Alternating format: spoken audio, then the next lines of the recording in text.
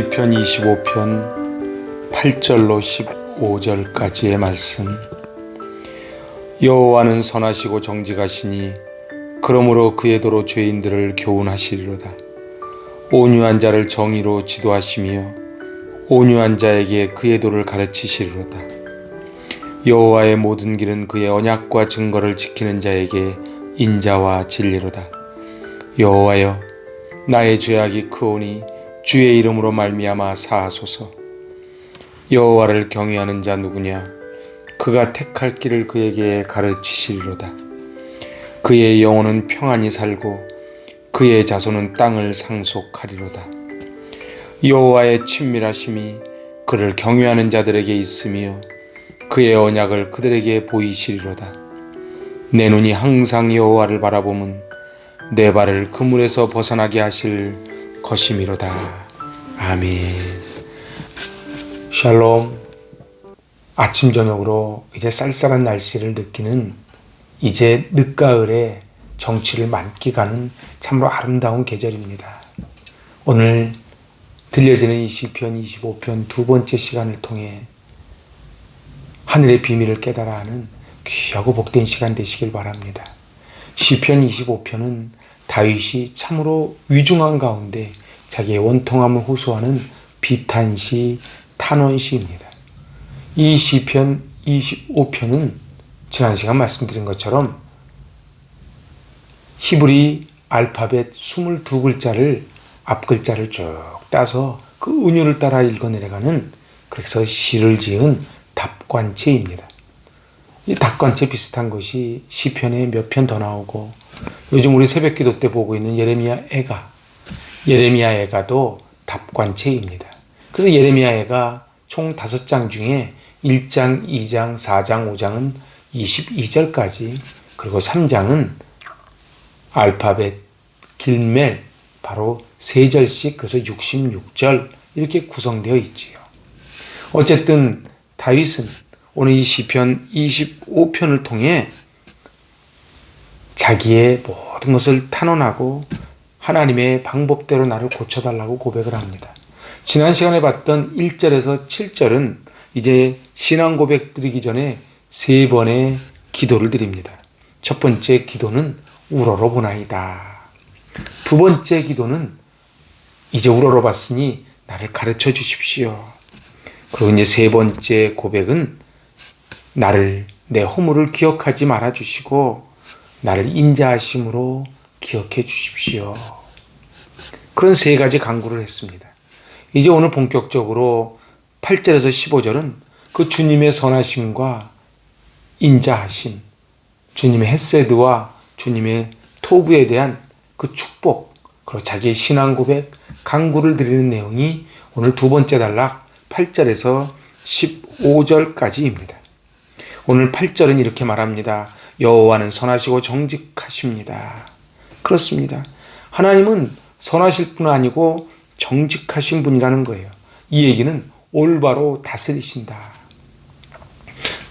그래서 그 위에 7절에서 내 젊은 시절의 죄와 허물을 기억하지 아니하시고 오로지 선하시고 정직하시게 바로 그의 도로, 그의 길로 죄인들을 교훈해 주십니다.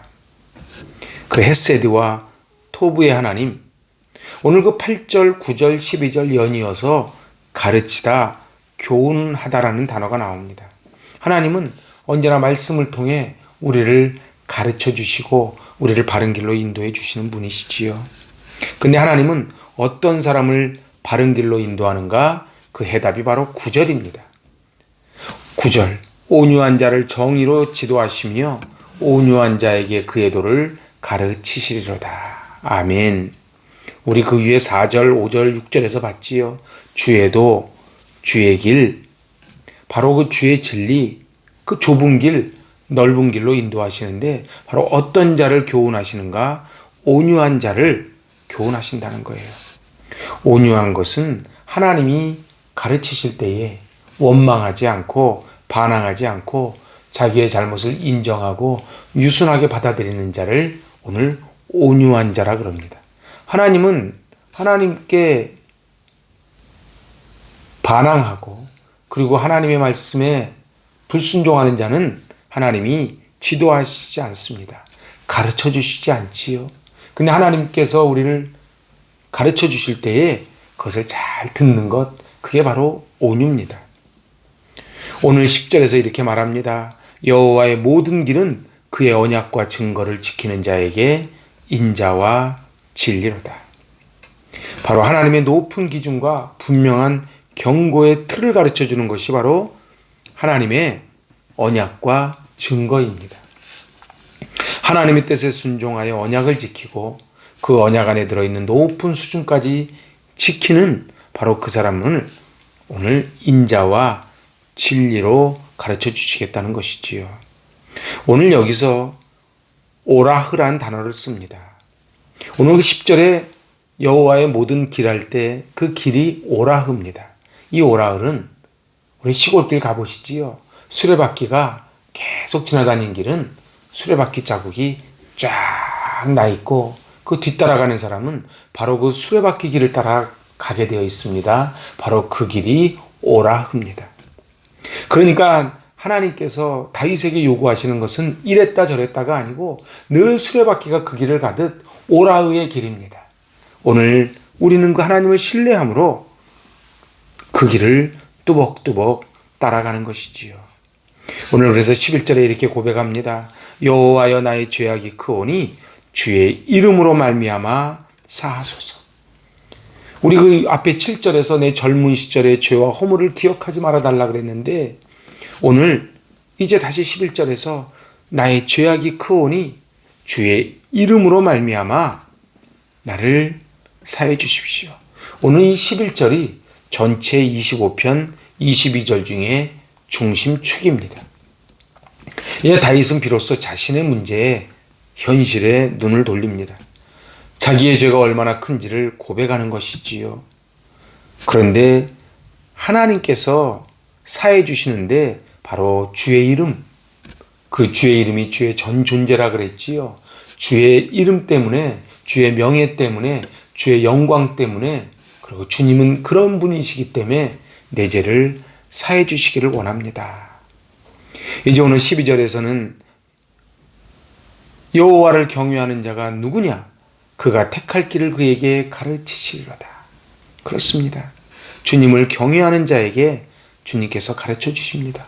오라흐, 주님이 걸어가라고 한 그 길을 걸어가는 자에게 가르쳐 주시고 교훈하시고 사해 주시고 깨닫게 해주신다는 것이지요. 그래서 옷깃을 여미는 사람에게 항상 진리와 인자로 함께 해주십니다.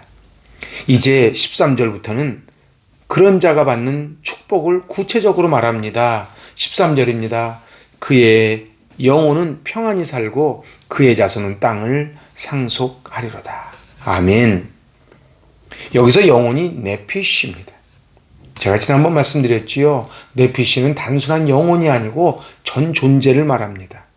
그러니까 그의 전 존재 영혼육이 평안히 살게 되고 당대뿐이 아니고 그의 자손까지도 땅, 바로 하나님의 나라를 상속받는다. 그렇게 말합니다. 복중에 이런 복이 어디 있습니까?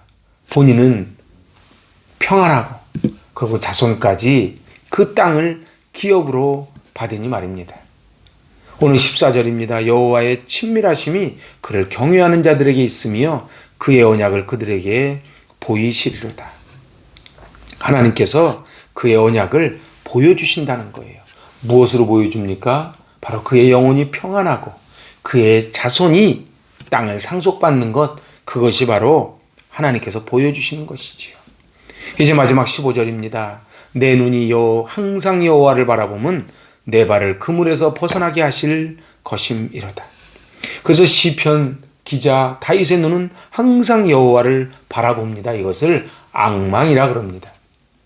한 번도 눈을 떼지 않습니다. 내가 이러다가 그물에 걸려 넘어지면 어떡하나 염려하지 않지요. 너는 범사의 여호와를 인정하라. 그리하면 그가 너의 길을 지도하시리라. 세상 바라보지 않고 오직 하나님만 바라보는 것입니다. 시편 20편 말씀처럼 말과 병거를 의지하지 않고 오직 하나님만 의지한다는 것이지요. 그래서 하나님께서 그물에서 벗어난다는 것은 원어적으로 보면 이제 안에서 뽑아 올리는 것입니다. 다윗은 절망적인 처지입니다.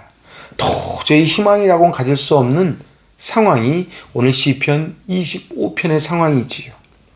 누가 구해준다는 것은 상상조차 할 수 없는 상황입니다. 그런데 바로 그때 다윗은 자기가 그물에서 나오기 위하여 세상을 의지하고 그리고 사람들을 찾아가지 않고 바로 하나님만 앙망 바라본다고 말합니다. 바로 절망의 순간에 오직 하나님만을 구원의 희망으로 삼는다는 것이지요. 하나님의 인자하심을 기대하십니까? 그러면 하나님께서 주신 언약과 증거를 꼭 붙잡으실 수 있기를 바랍니다. 때로는 이해하기 어렵고 그리고 우리는 도저히 헤어나갈 수 없는 대적할 능력도 없고 어찌할 바를 알지 못할 때에 하나님의 헤세드, 하나님의 인자하심, 하나님의 선하심, 하나님의 토부를 붙잡으실 수 있기를 바랍니다. 믿음의 선배들이 이 약속을 붙잡고 결국 승리한 것처럼 우리도 승리하게 될 것입니다. 오늘 로마서 4장 20절로 21절은 이렇게 말합니다. 믿음이 없어 하나님의 약속을 의심하지 않고 믿음으로 견고하여져서 하나님께 영광을 돌린다. 그렇습니다. 하나님의 약속을 의심하지 않고 믿음으로 견고하고 하나님께 영광을 돌릴 때에 약속하신 그것을 또한 능히 이루실 줄을 확신한다. 아멘. 이 눈에 아무 증거 아니 배워도 믿음만을 가지고 나아가는 것이지요. 여호와를 경외하는 것이 복의 첩경입니다. 이제 오늘 본문을 통해서 여호와를 경외하는 자가 누리게 되는 특권 4가지를 살펴봤습니다. 기억나시는지요? 첫 번째는 하나님께서 그 택한 길을 가르쳐 주십니다. 오라, 바로 하나님이 가신 그 길, 벳세메스 암소처럼 뚜벅뚜벅 걸어가도록 가르쳐 주는 것이지요. 두 번째 복은 그의 영혼을 평안히 거하게 합니다. 편안과 평안은 다릅니다. 세상 사람들은 편안을 찾지만 주 날개 밑에 있는 자들은 평안의 복을 누리지요. 이 평안히 거하는 것이 얼마나 큰 복인지 모릅니다. 그리고 세 번째 복은 이제 본인뿐 아니고 그 자손들이 땅을 상속받게 된다는 것입니다. 예수 믿는 복은 당대 뛰어넘어 그 자손의 자손을 보는 복입니다. 이제 마지막 4번째 복은 하나님의 친밀하심이 함께합니다. 임마누엘, 늘 하나님이 함께 하시지요. 여호와 이레, 하나님께서 준비시켜 주시고 에베네셀, 하나님이 여기까지 도와주셨습니다. 하나님을 경외하는 자는 이토록 이런 4가지 세상 사람들이 누리는 특권을 누리게 됩니다. 그러므로 하나님을 경외하는 것이 진정한 복입니다. 오늘 신명기 5장 29절 말씀을 읽으며 이제 오늘 말씀을 마치려고 합니다. 다만 그들이 항상 이 같은 마음을 품어 나를 경외하며 내 모든 명령을 지켜서 그들과 그 자손이 영원히 복받기를 원하노라. 아멘. 하나님께서는 우리가 평안히 누리는 복, 네피시, 영혼육의 복을 받고 우리 자손이 영원히 복받기를 원하시는 분이십니다. 누구에게 이런 복이 온다고요? 하나님을 신뢰하고 하나님만 앙망하고 하나님이 가라 하신 그 길을 걷는 자들이요. 오늘 이 복을 가득 누리는 이 만추의 계절 되시길 바랍니다. 아멘. 기도하십니다. 세상 사람들은 말과 병거를 의지하지만 오직 하나님만을 의지하고 갑니다. 하나님, 오늘 하나님을 경외하는 자들에게 길을 가르쳐 주시고 평안히 살게 해주시고 그 자손이 땅을 상속받게 해주시고 여호와의 친밀하심이 우리에게 함께 하시겠다고 약속하신 하나님, 오늘 이제 하나님을 경외하는 자가 받는 특권을 누리기를 원합니다. 하나님 아버지, 세상 바라보지 말게 하시고 오직 하나님만 앙망하며 오늘 다윗이 받았던 이 복을 누리게 하여 주시옵소서. 예수님의 이름으로 감사하며 기도하옵나이다. 아멘. 샬롬. 쌀쌀한 날씨 건강 조심하시고요. 은혜 가운데 여러분들의 영혼이 내피시가 평안하시고 여러분들의 자손이 하나님의 복을 누리고 하나님 나라를 상속받는 복된 믿음의 가문 세우시길 바랍니다. 아멘.